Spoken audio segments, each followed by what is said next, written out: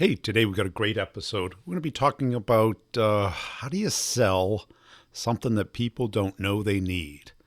And how do you communicate that to them? How do you build up awareness of the problem, curiosity about fixing it, interest in fixing it, implications of not fixing it, and how do you keep the deal moving when it's not perceived to be a must have? How do you create or move it into that must have category?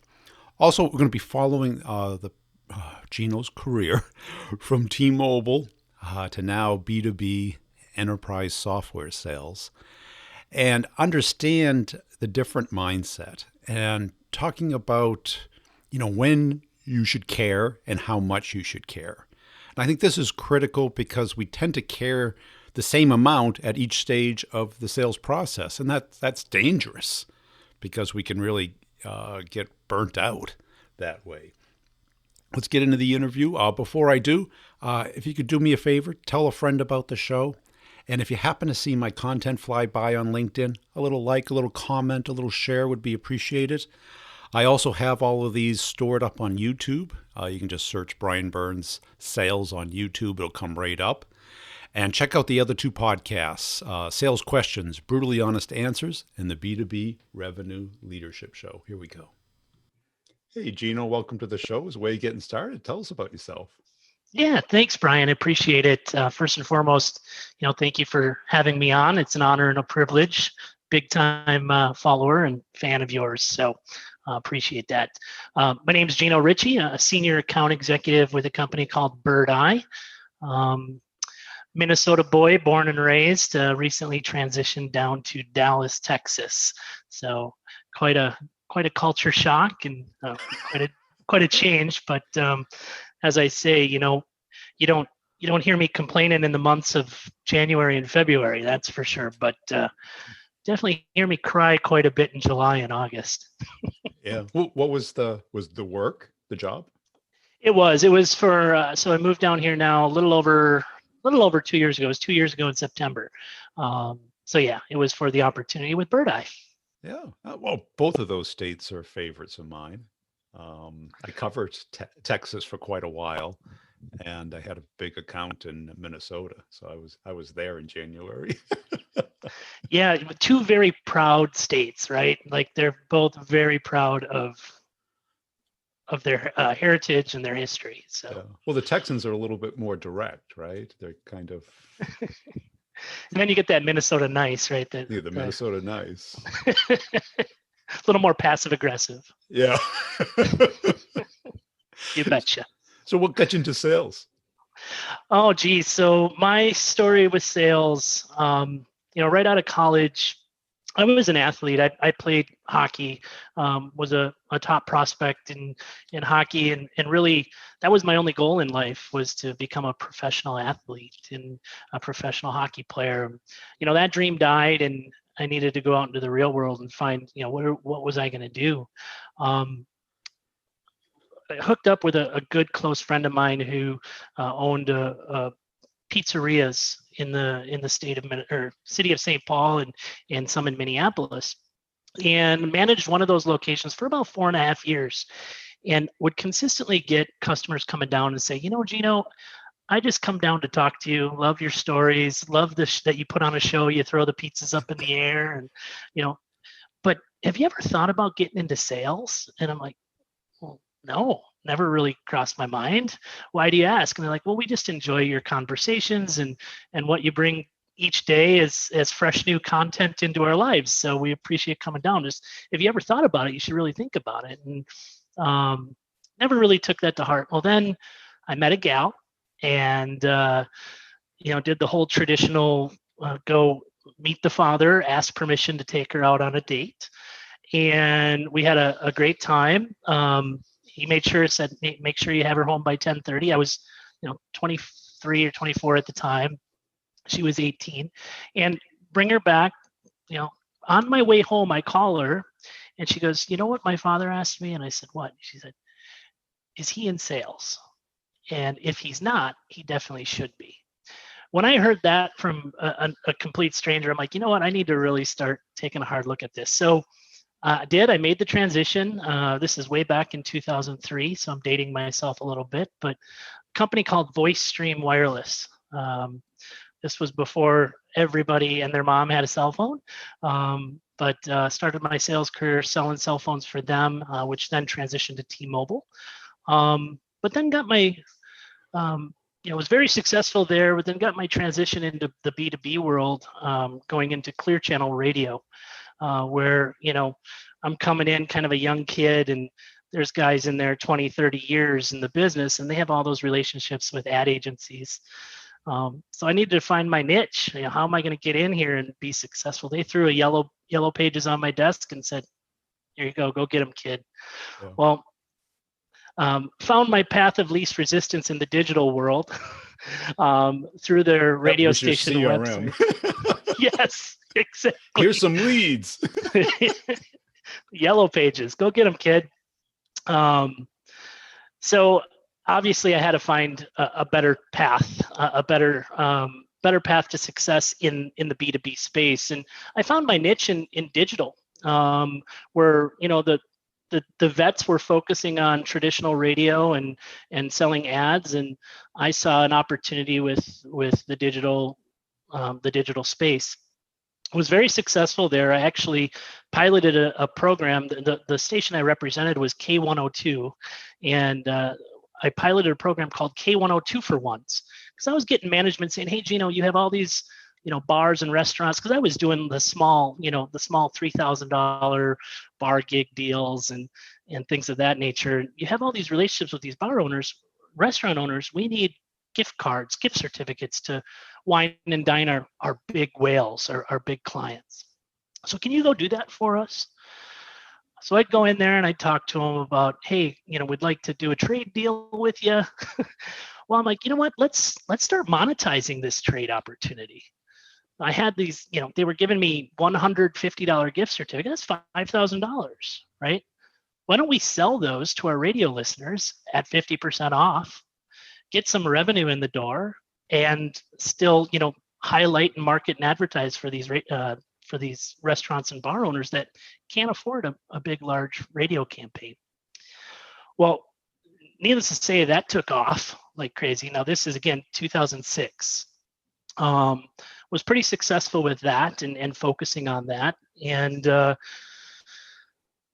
got promoted to digital marketing manager, oversaw, all 7 radio station websites and all the real estate on the websites, banner ads, rolling gateways, things like that. But then I started researching other markets, and I ran into this small little company called Groupon. And I saw their business model. This was, again, late 2008, early 2009. So they were only in 3 markets. They were in Chicago, Boston, and Dallas. That was the hottest company for about a year, wasn't it? Oh, man, it was crazy. It was crazy, yes. So I saw this little business model, and I said, I found the Holy Grail. This is everything my clients are asking for. They're sick of their radio commercials running from midnight to 6 a.m. They're not getting any value there. They want some revenue share now. Yes. So I blew it out to all of the market managers across the country. And my market manager, I'll never forget, Nick Anselmo's his name. Gino, look, we're broadcast. They got their little niche. It's never going to work. Well, fast forward about 6 months, and this again in 2009, and the economy was really in a tough spot. Right. Radio, they were laying off people left and right. I got laid off. So I was doing some odd and end sales jobs, selling granite countertops, things just to make a paycheck. Well, then I get a little knock on my LinkedIn that this company called Groupon is looking to expand to the Minneapolis market. They'd like to talk to me. So I really made a name for myself, being, one of the first outside sales reps at Groupon. They were built on an inside sales organization, and they grew very, very rapidly, as you know, fastest growing company in history. I think they still are dubbed that, quickest to $1 billion. So I was very successful as an outside sales rep for Groupon, and that's where I found my niche in the B2B world. So that's how I got my start into sales, and now I've transitioned into SaaS and selling online reputation management solutions as well as customer experience. And let's get into kind of that natural, what people think of as a salesperson, the gift of gab. Oh Was, yeah, was that something you always had? I think I've always had that. Yeah, it's just always come natural for me to care about. I just care about people. I'm genuinely curious by nature, Yeah, which gets me to ask questions and good. have a conversation. And did you grow up in a big family? So I'm an only child. Tradition, I guess tr- that. Traditional Italian family though, so very Yeah. large family. Just I happen to be an only. My dad and mom just had me. I was enough for them, I guess. But grew up with a lot of cousins, a lot of uncles. We had Sunday dinners, and Yeah. it was very, very traditional. And there wasn't a lack of conversation. Definitely not a lack of conversation, nor nobody was really shy. Yeah. And how do you coach people that you see who don't have that? Or do you think people who don't have that capability can be successful in sales? It definitely is. It's an uphill battle. I think you need to be able to formulate a conversation. You need to be intelligent. You need to be genuinely curious. Yeah. If you don't have that genuine curiosity to understand your clients, their needs, and ultimately tie it to a solution to those needs, I think you're really not you're probably not in the right spot. But did you have a struggle asking questions versus telling stories? I don't think I had a struggle asking questions, and I definitely didn't have a struggle telling stories. Both of those came natural. I think if you have one of the two, you can still be successful in sales. Yeah. And you need to be open to being coachable and learn the other side. If you're good at telling stories, you need to learn how to be good at listening and asking the right questions. Yeah. And then vice versa. And I'm sure you like your current job. I'm not, but what part of sales do you like best? It's really solving problems. Yeah.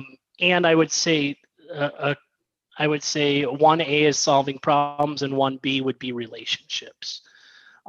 One thing I always say is being that I'm an individual contributor, I'm not in a leadership role by any means. Leadership controls a territory. Leadership controls a book of business. Leadership controls a quota. But one thing leadership doesn't control is my relationships. So I hold those near and dear to my heart, and they're very, very important to me.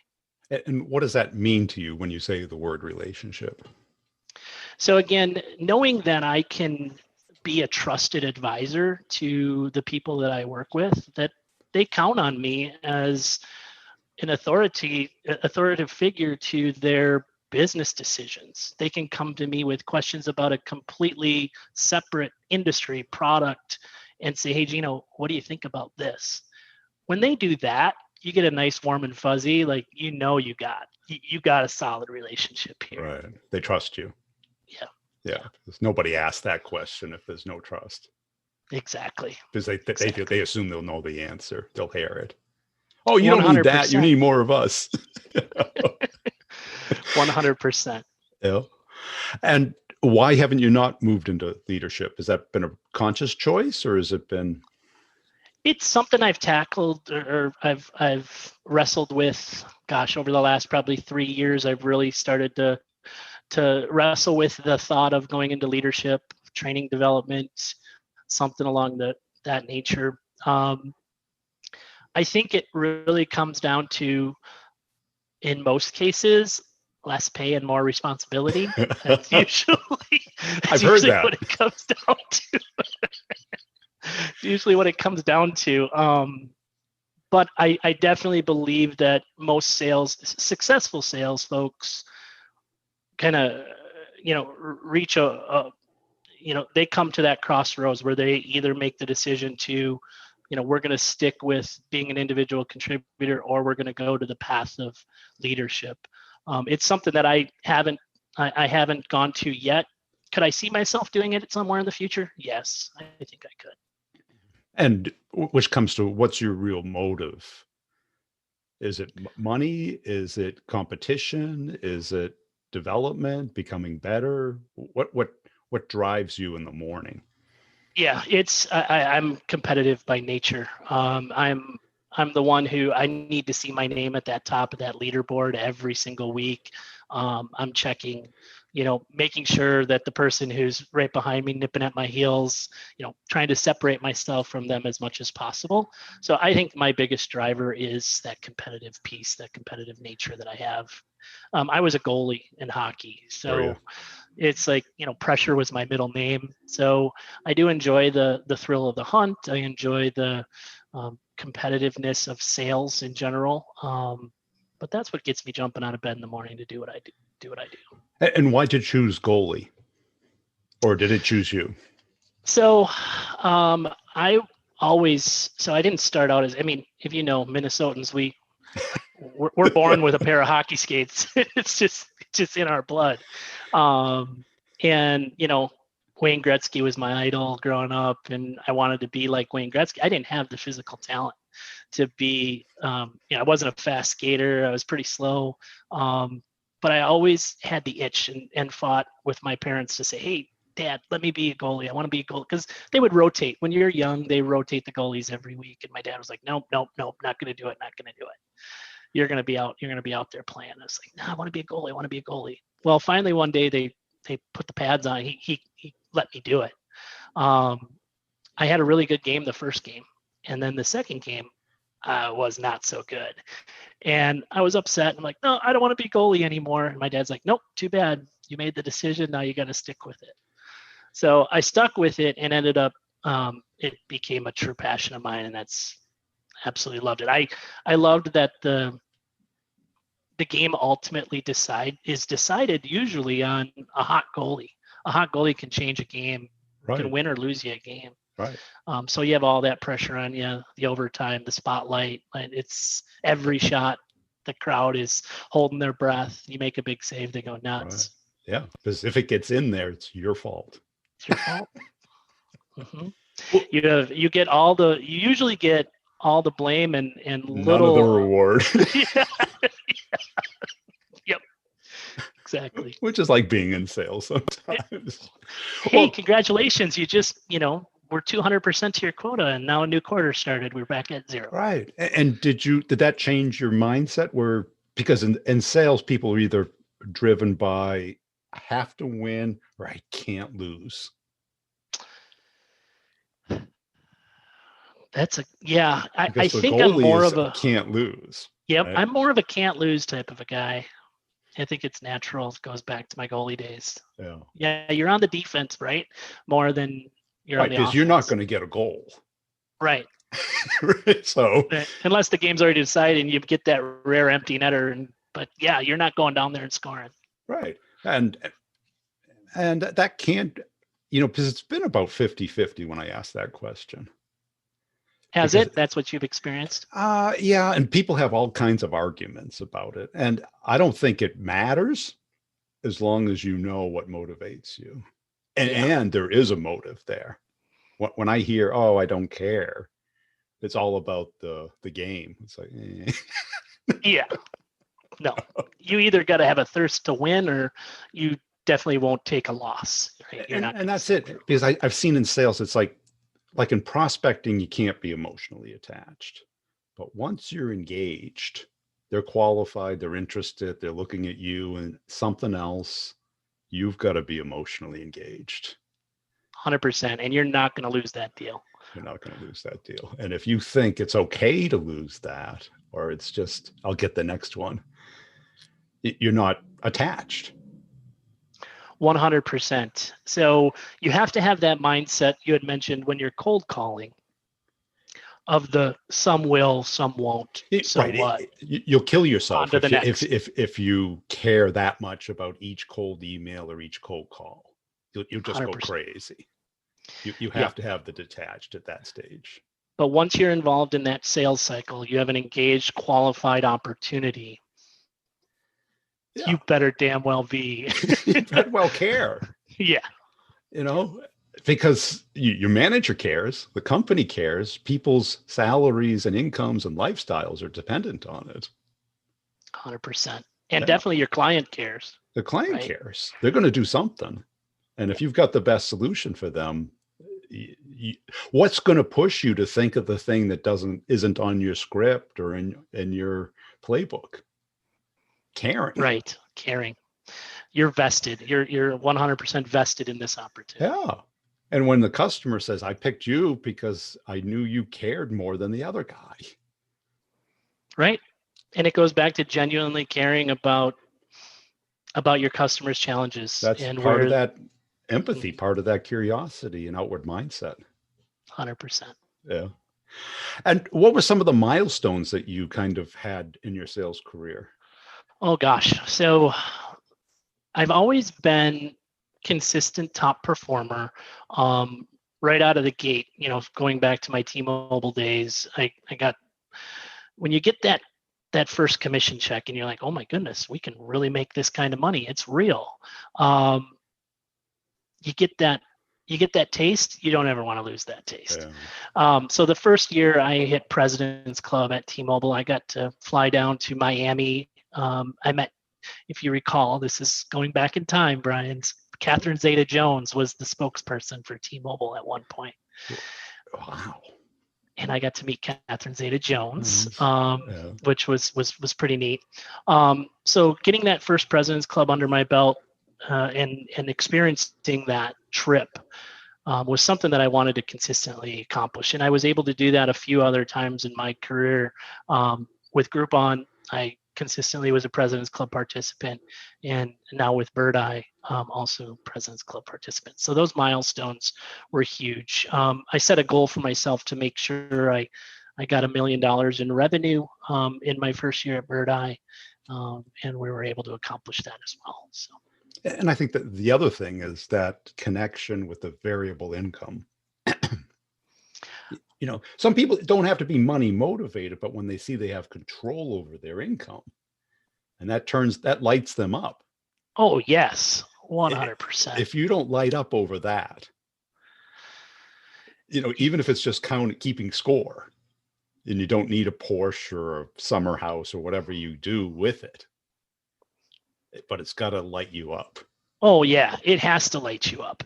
If you're not motivated by that, check yourself. Well, right, you're on the wrong game. You're in the wrong game because that's the scorekeeping. Couldn't agree more. How about as far as in the B2B sales? Because it's very different than B2C. It's longer sales cycles, more decision makers, higher dollar amount.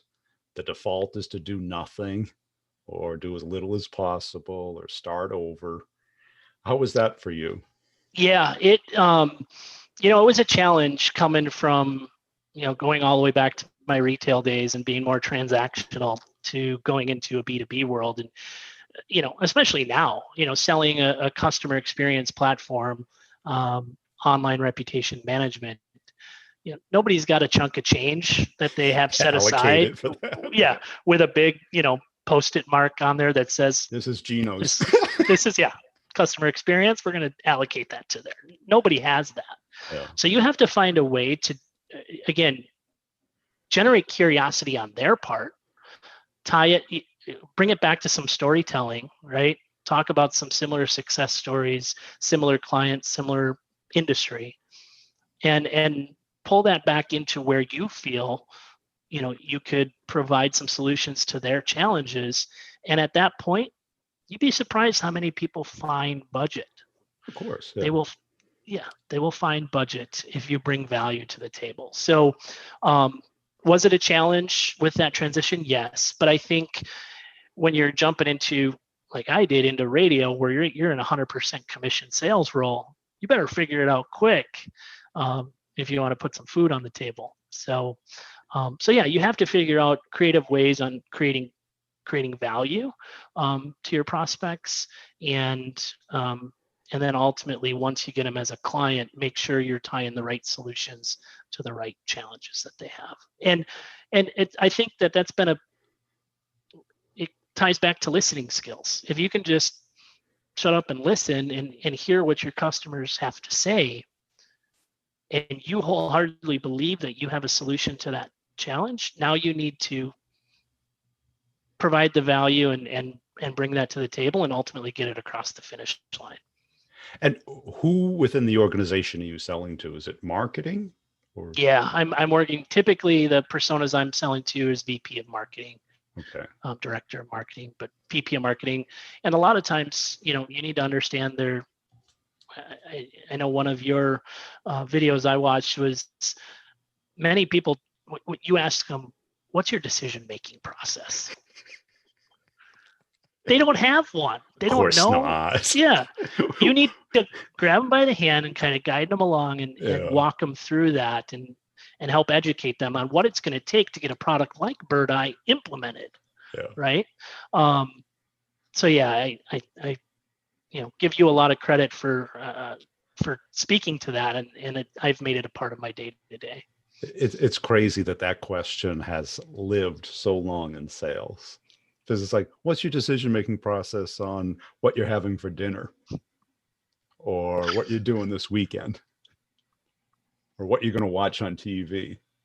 There isn't one. No, it's like, oh, well, wait a second. It's Thursday. What do I watch on Thursday? What do you want to watch? What's on? Right. And that's our job to kind of guide them through this, because what happens is if we don't, it gets stuck. And then we say, oh, it's no decision. No, there was a decision. Right. not to do anything. Not to do it. Yeah. And plus that persona is tough because there's a lot of choices for their money. 100%. You are, we can tout ourselves as the #1 online reputation management solution out there. We're named that by G2 Crowd 11 consecutive quarters in a row. None of that matters. No one cares. When you're competing with, traditional marketing, digital, AdWords, right? Like there's a lot fighting for that dollar. Yeah. And is that the hardest part of the sale? I would say the hardest part of the sale would come down to because everybody loves the product. Everybody knows they need it. The hardest part would be if you're at the VP level and the CEO needs to ultimately make the decision, getting them involved early and often in that process is probably what the biggest challenge is. Yeah. Because the VPs, they hold that, they're the liaison to the CEO, and they're going to hold that near and dear. And a lot of them will say, well, he doesn't have time, or she doesn't have time to sit through this demo. So that would, I say, is the biggest challenge is getting those key stakeholders involved early and often in the process. Because people think that because it's a VP or a CMO that they have unlimited budget or sign off, but typically still got to go up to the it's got to go pretty top. high. Yeah. And where do deals typically get stuck? I would say it's at that level, right? You get them engaged, you get them excited, you get them bought in. They understand the return on the investment is there, but for whatever